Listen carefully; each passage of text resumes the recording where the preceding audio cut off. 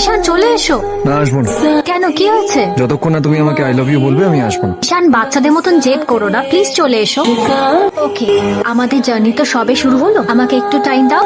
আমি কাল সকালে তোমাকে আমার ডিসিশনটা বলে দিচ্ছি। চলে এসো।